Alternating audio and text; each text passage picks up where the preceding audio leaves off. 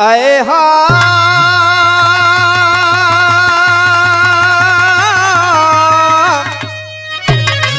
अरे मोरे रामा हो राम।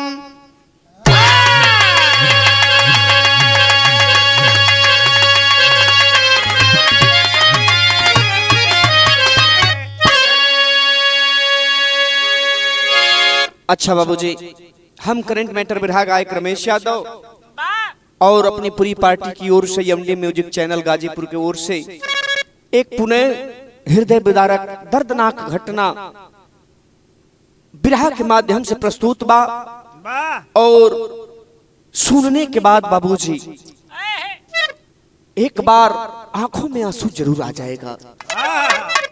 घटना बा कि एक पत्नी के सामने ही पति की इतनी दर्दनाक मौत। मालिक से मैं कहना चाहता हूं कि यह दिन किसी को न देखना पड़े। दुख उतने दीजिए जितना सहन हो सके। भूमिका के अंदर बहाव लिखे के पड़ल मास्टर।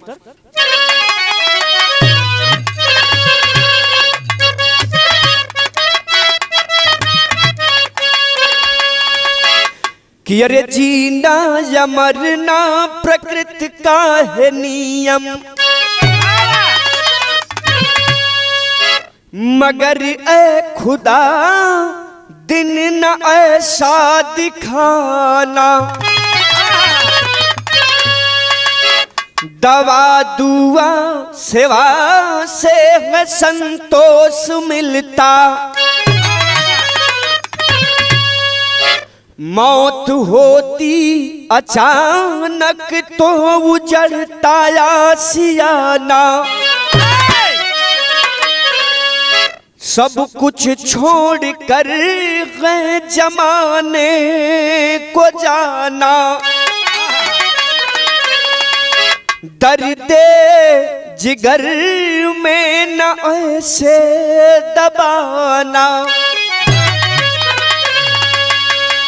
एहसास करते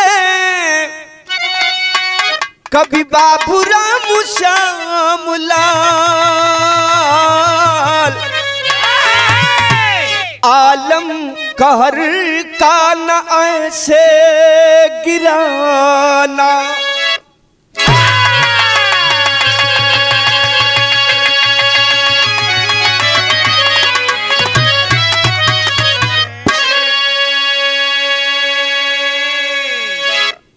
विरह के अंदर इथे तर्ज लगल मास्टर।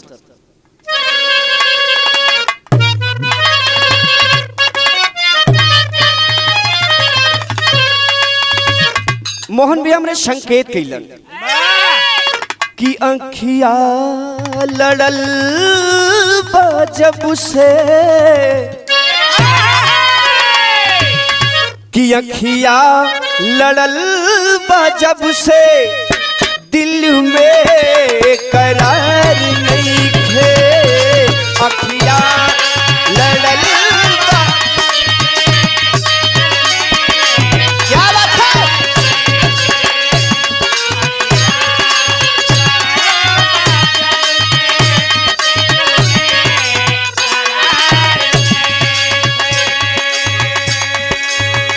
ए भैया इतना अंदाज है।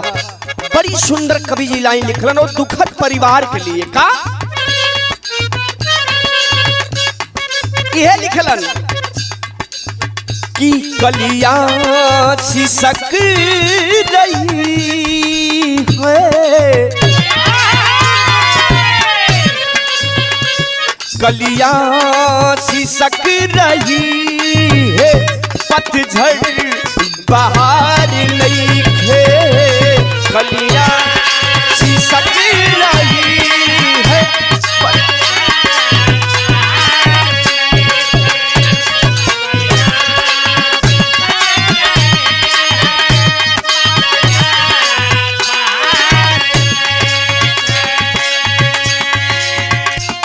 कलिया सिसक रही है, पतझड़ बाहर नहीं थे। किसके सखरे जिएंगे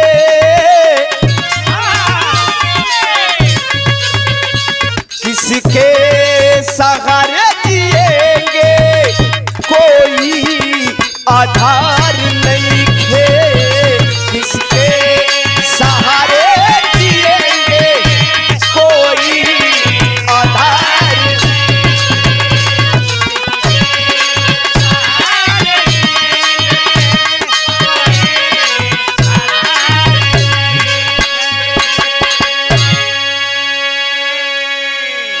यही से कहानी की शुरुआत बा। कहानी कहाँ के बा, कैसन बा, जरा गौर करेंगे। कैसे?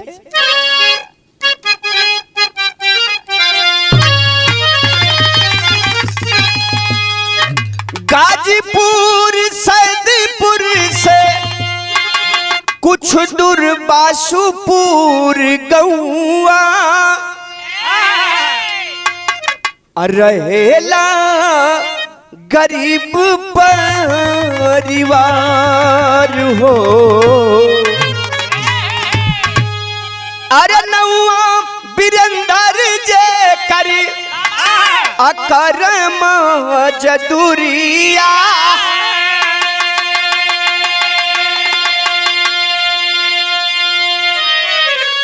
नहीं बाटे दूसर कारोबार हो। अरे दुई गो सुगनवा अचारी गो बेटिनिया,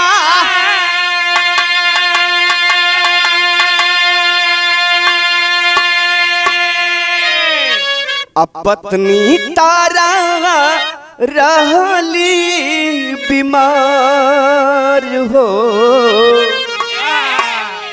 कि अरे दवा दुआ करत देखा अभी तल कुछ दिनवा, अब 22 तारीख आइल शनिवार हो। 22 तारीख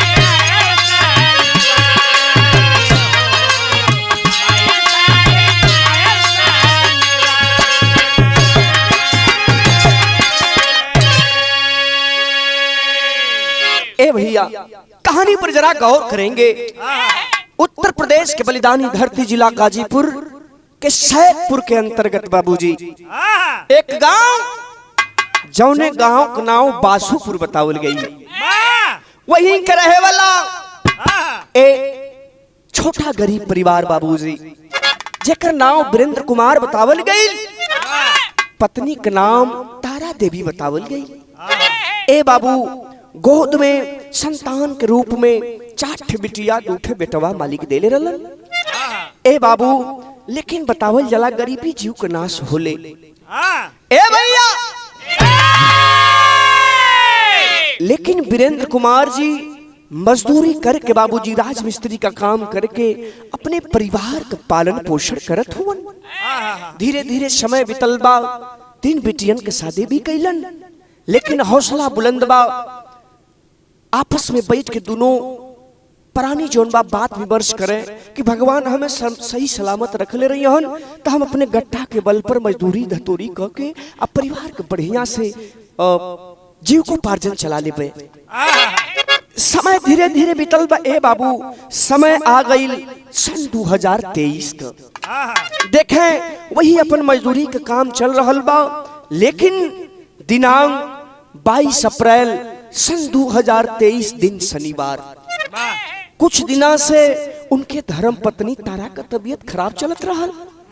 ए बाबू, भीतरी में एक लोग का काम करे के रहल, बुलौले रहलन कि थोड़ा आके देखला कितना मटेरियल लगी, सब कुछ बता देबा, जल्दी में हमें काम शुरू करावे के बा। ए बाबू, शनिवार 22 अप्रैल 2023 की सुबह में वो काम पर जब चलन हा वीरेंद्र कुमार जी, तो उनकर दुल्हन एक बात कहलिन। का कहलिन? ठीक गीत लगल मास्टर।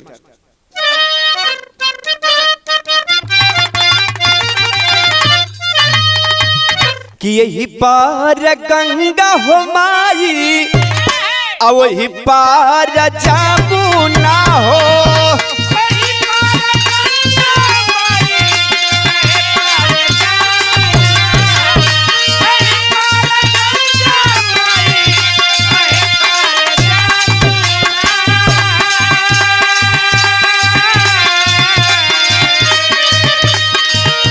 यही पार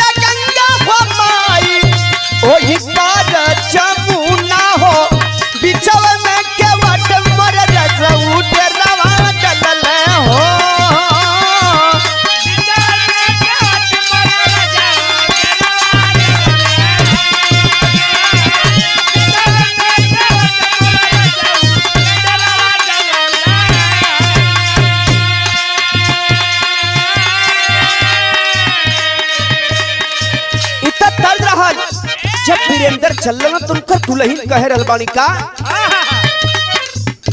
जवई भवानवा से कैले पयानवा हो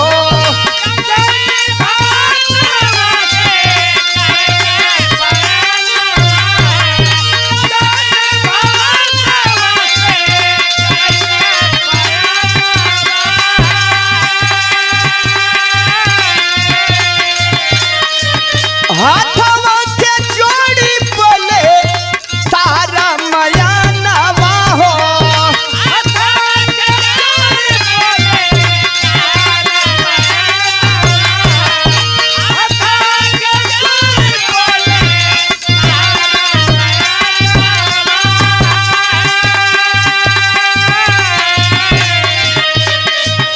हम के दिया के दवैया सैया हो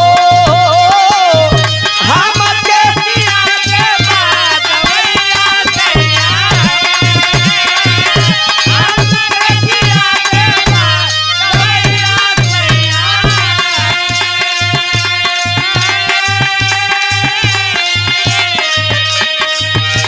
ए बाबू इतना बतिया जब कहलिन तब वीरेंद्र भी सोचलन कि जब वही हमें जही के बा तो ठीक है कहत बाड़ी चला तैयार हो जा। तैयार होके घर से गाड़ी पर दोनों जाने सवार भइलन और चलल भीतरी बाजार के तरफ। तो जब ही कुछ दूर हो गईले मोही सीन पूरा हो गईले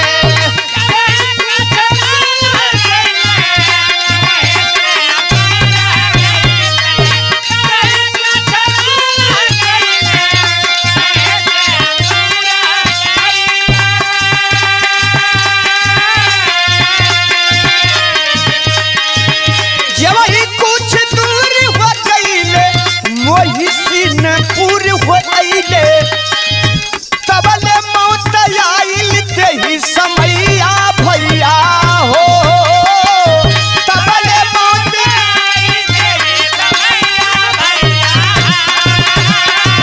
तबले मौत आइल तेही समैया भैया।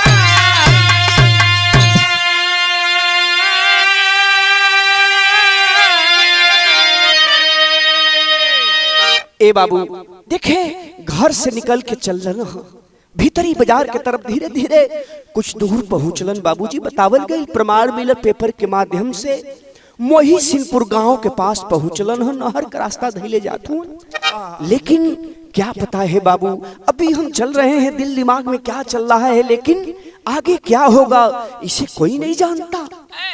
ए बाबू जैसे उस गांव के पास पहुंचे आपस में बात विमर्श करत हुवन के रुपया पैसा हम कमाता नहीं कुछ दवाई में लगत बा कुछ परिवार में चलत बा थोड़ा टेंशन बा पत्नी के समझा रहा लेकिन इतने में बाबू आगे 11,000 वोल्टेज हाई टेंशन का तार गुजरा था बाबू।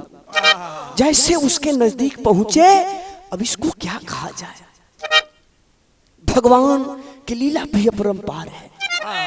ए बाबू संजोग घड़ी यही के कहल जाला काल बली होत नहीं समय होत बलवान जेकर मौत जब लिखल जहां लिखल है काल वहां खींच के लेके जाला। ए भैया जैसे वहां पहुंचे वहां टेंशन का तार बिल्कुल जर्जर था बाबूजी पहले से और जैसे गाड़ी नीचे पहुंची तार टूट के गिर पड़ा। उस समय बताया गया बाबूजी लाइट थी जैसे तार गिरल हो बाबू आखिरकार गाड़ी धो धो करके चलने लगी साथ में वीरेंद्र कुमार जी भी धो धो करके चलने लगे। झटका लगल उनकर औरत तारा देवी नहर में फिका गई। ए बाबू लेकिन जब तनी होश आइल उठ के देखते कि स्वामी जी हमारे आंख के सामने धो धो करके जल रहल बाड़न। आखिरकार बाबूजी रोते बिलखते पास में जाना चाहती है लेकिन हिम्मत गवाई नहीं देत बा।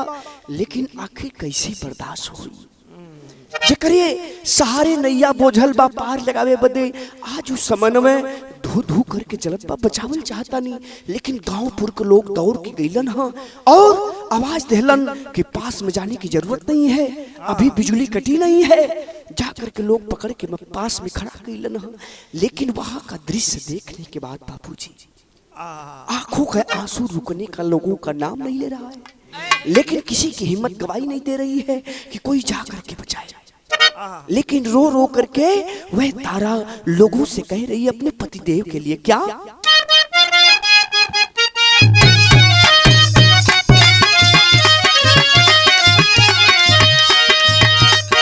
तारा रो रो करके लोगन के पकड़ के कहती कि हमारे स्वामी जी के बचाला। यह कहे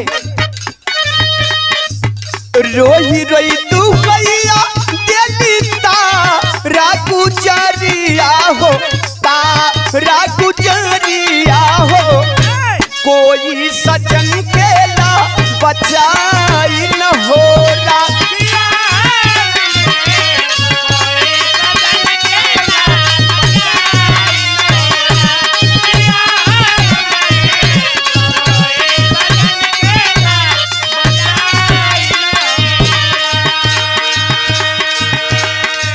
सब लाचार कोई सूझे ना उपाया, रे सूझे ना उपाया हो, आई टेंशन दी है जरा न होला।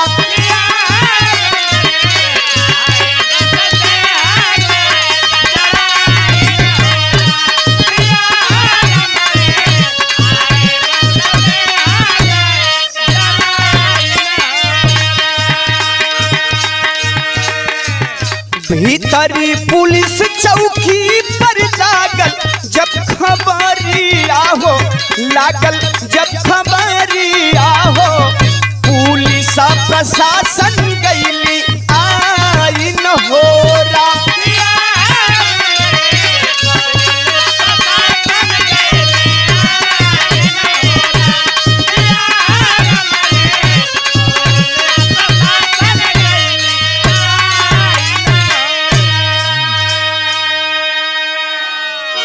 ए बाबू रो रो करके सबसे कह रहे बड़ी, लेकिन सब लोग लाचार हुए। एक मनई पावर हाउस पर फोन करके कहते हैं कि ऐसी ऐसी घटना हो गई है। आनंद फानन में इसके बाद बाबूजी जब बिजली कटल तब तक तो बिल्कुल जल चुके थे, ऐन मौके पर मृत्यु हो गई थी बाबूजी। देख देख करके बदहवास हो गई तारा। आखिरकार बाबूजी चोटें लगी है, उनका भी एक हाथ जोन बा जल चुकल रहल बाबू। इतने में हाहाकार मचल। भीतरी पुलिस चौकी पर लोग सूचना दिलन, पुलिस प्रशासन के लोग वहां पहुंचे, एम्बुलेंस मंगा करके और तारा को सैदपुर हॉस्पिटल पे भेजते हैं। इलाज शुरू हुआ बाबू, लेकिन इधर लाश को तुरंत जो है पुलिस चौकी पर ले गए, वहां से सैदपुर थाने पर लाश जाती है। इसके बाद परिजनों को सूचना देने के बाद लाश को पोस्टमार्टम के लिए भेज दिया जाता है। पोस्टमार्टम होने के बाद बाबूजी जब लाश घर पर आई है, आखिरकार नात रिश्तेदार सब लोग जुटलन हो। इधर इलाज के बाद जब तारा घरे पहुंचली न, लाश घरे जब आई, लोगन का रो रो के बुरा हाल। लेकिन तारा के जब जब होश आवे तो रो रो करके यही कहे, का कहे मास्टर?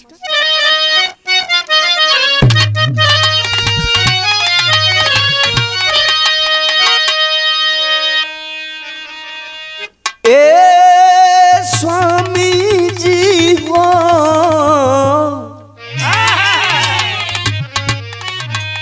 ए स्वामी जी, अरे रोवे तारा बरसे अझर झर नया नवा,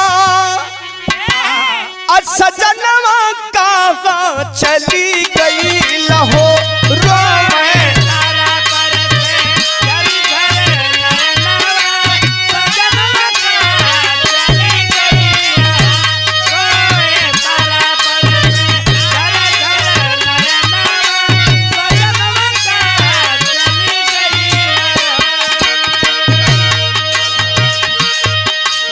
तू ही हमारे जीवन अल्लाह सहरवा, हमारे जीवन अल्लाह सहरवा, हमारे जीवन अल्लाह सहरवा। बोलला न कुछ खड़ी रहली बजरवा, बोलला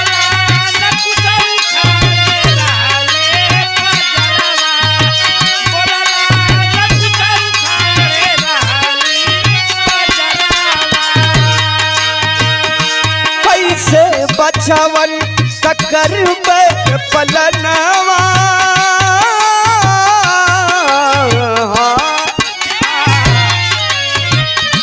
कैसे बचवन ककर पलनवा सजनवा कहाँ चली गई लहो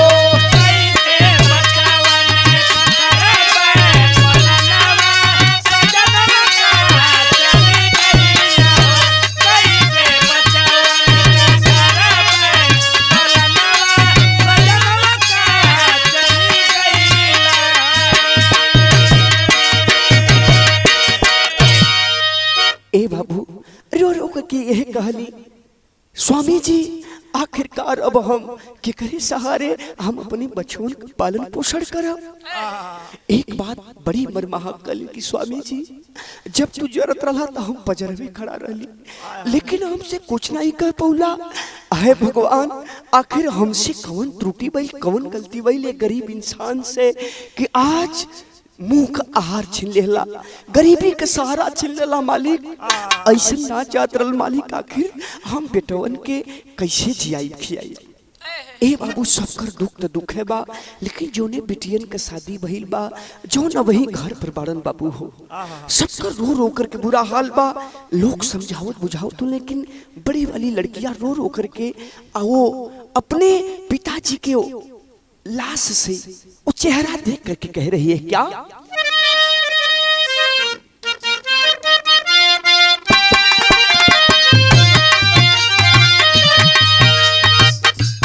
बड़की लड़कियां रो करके कह रहल बाका एक बार तुम से बोला तनी देखा हो पापा,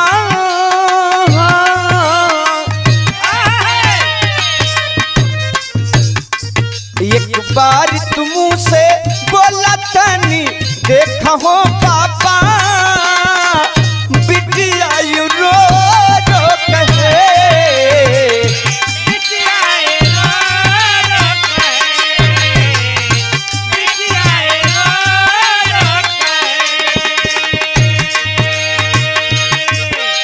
एक बात और बड़ी मर्माहक है का, छोटका बिरना रोवे कैसे समझाई हो, छोटका बिरना रोवे कैसे समझाई हो, छोटका बिरना रोवे कैसे समझाई हो, माई के है पापा कैसे धीरज बधाई हो,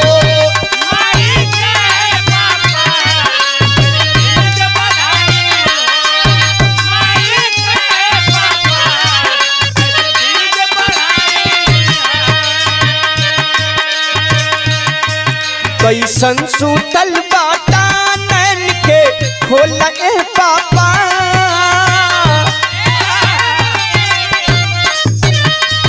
कैसन सूतल बाटा नैन के खोले पापा, बिटिया रो रो कहे,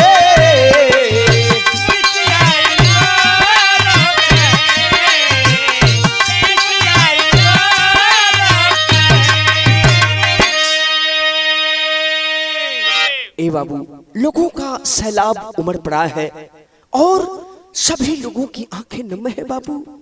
सब लोग मालिक के कोस रहल बड़न कहे मालिक एक तो गरीबी ऊपर से इतना बड़ा कष्ट दुख जो आपने दिया, ऐसा नहीं होना चाहिए था एक गरीब इंसान के साथ। लेकिन लोग को और आवाज देते उनका टेरी से भाव लेवल,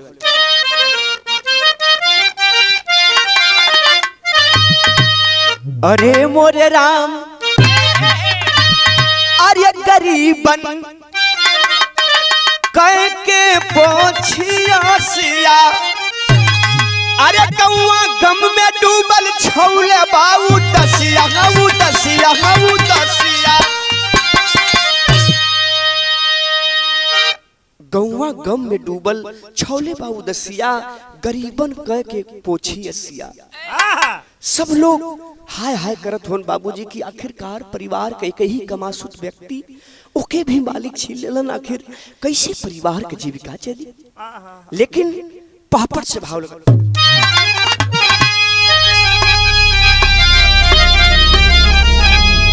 क्या छीन गई अरे एक परिवार का सोरा नैया धारा में, क्या छीन गई एक परिवार का सहारा नैया धारा में। अरे कैसे हो बचवन के गुजारा नैया धारा में।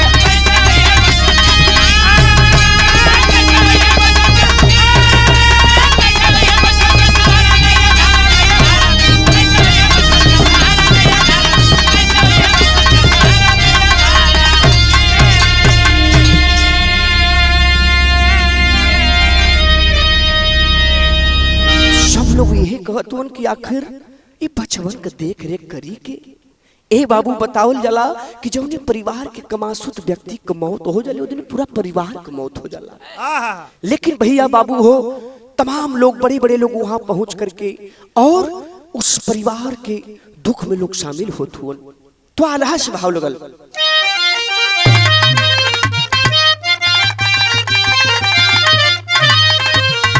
रे दुआरा पे आके सब अरे बधावेला सबुरवा भैया।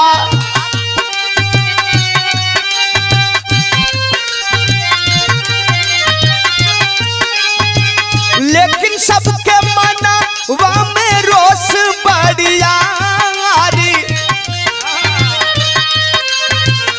बिजली विभाग के बा होला परवाही भैया।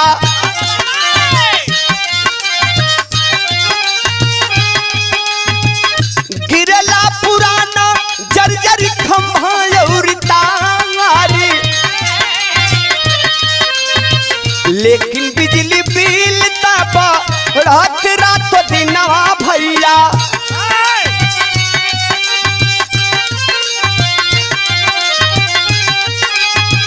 फिर भी ना कोई घटना पर करला विचारी। आए दिन दुर्घटना होले यूपी के अंदर भैया।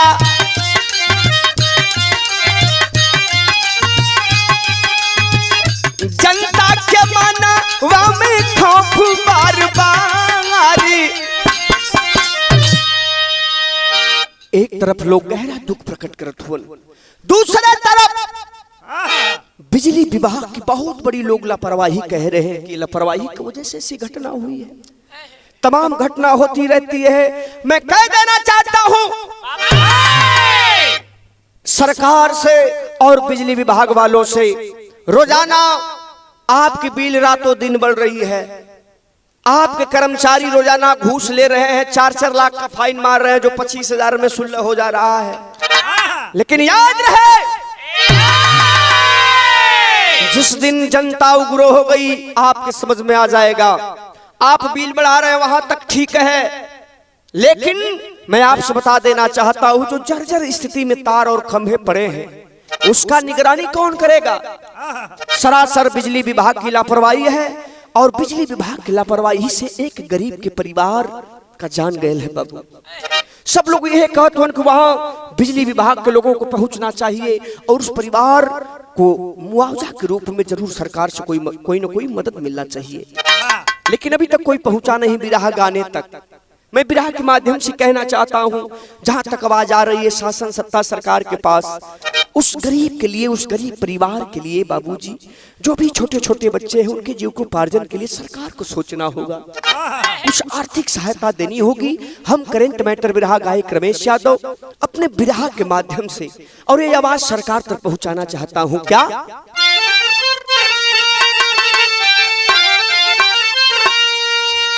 उचित मुआवजा दे सरकार,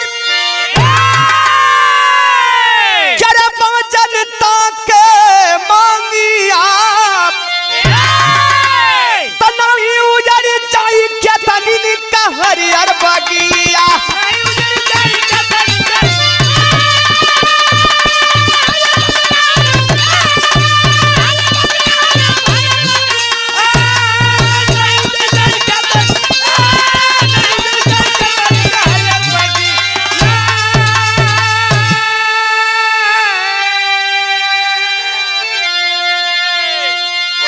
जनता की यह आवाज बा, कुछ पीड़ित परिवार को सरकार की ओर से और उचित मुआवजा मिले।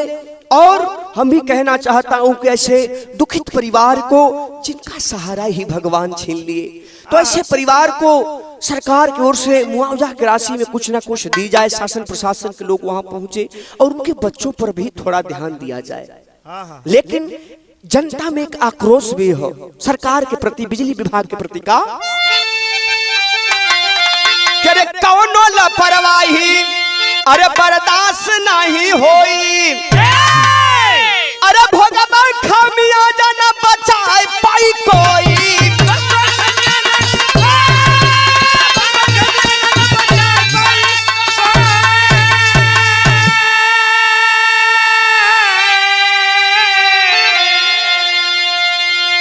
अरे आग बुझा के अरे ऐसा न लगावा तो नहीं उधर जाई के तनिन का हरियर बगिया।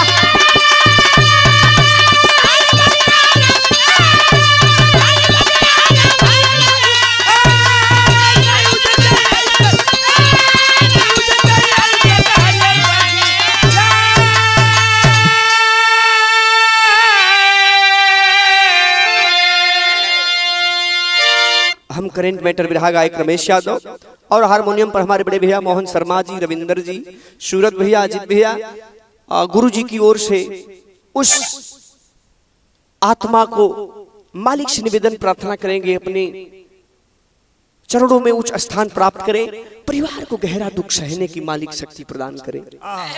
लास्ट लाइन लिखे प्रल,